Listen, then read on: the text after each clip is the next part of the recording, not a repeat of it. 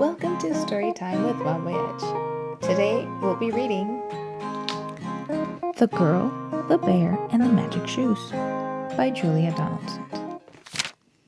There once was a little girl called Josephine who loved running.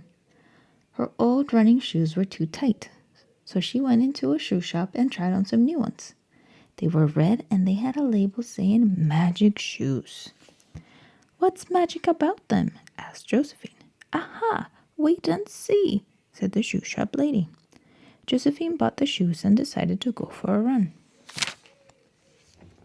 Pit-a-pat, went the shoes. But then she heard another sound. Click, click, click, click.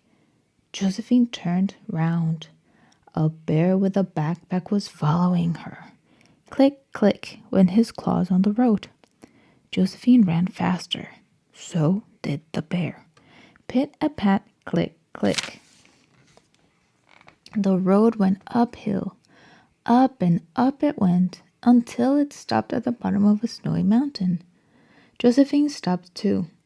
"Oh, I'll never get up that," she said. "Yes, you will. Oh, yes, you will. Just start climbing and don't stand still," came a voice, or rather 2 voices. The voices seemed to be coming from Josephine's feet. Josephine looked down and was amazed to see her new running shoes change into blue snow boots. Crunch, crunch, crunch. Josephine crunched her way up the snowy mountain. But crunch, crunch, crunch, the bear was still behind her. Josephine reached the top of the mountain. The other side was very steep. "I'll never get down there," she said. "Yes, you will. Oh, yes, you will. Just start skiing and don't stand still," came the 2 voices. Josephine looked down and saw that she was wearing a pair of green skis. Wee whiz! Josephine skied down the mountain. But wee whiz! Behind her the bear was sliding down on his bottom.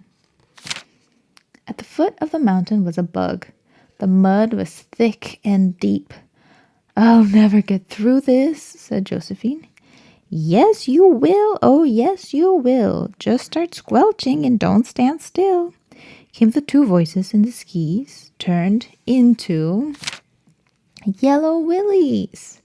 Squelch, squelch, squelch. Josephine squelched through the bug. But squelch, squelch, squelch, the bear was still coming after her. Josephine came to a lake. "I'll never get across," she said. "Yes, you will. Oh, yes, you will. Just start swimming and don't stand still," came the voices again, and the willies turned into orange flippers. Splish, splash, Josephine swam across the lake. But splish, splash, the bear was swimming after her. He was getting closer. "I'm getting too tired to swim," thought Josephine. But then she came to an island in the middle of the lake. Josephine waded out of the water, and she kicked off her flippers and climbed up the tree. The bear climbed out and stood at the bottom of the tree. "Come down," he called. "But you'll eat me," said Josephine. "No, I won't," said the bear. "Then why were you chasing me?" asked Josephine. "I was chasing you because you left your old shoes behind in the shop," said the bear. "The shoe shop lady asked me to give them back to you." And he took them out of his backpack. Josephine climbed down the tree. "Thank you," she said. "But what were you doing in the shop? Bears don't need shoes, do they?" "Oh, that was a mistake," said the bear. "I didn't mean to go into the shoe shop. I meant to go into the fish shop next door." Then the flippers laughed. "Ha, ha, ha! Ho, ho, ho! Time for a dance now. Off you go!" And they turned into a pair of pink dancing shoes.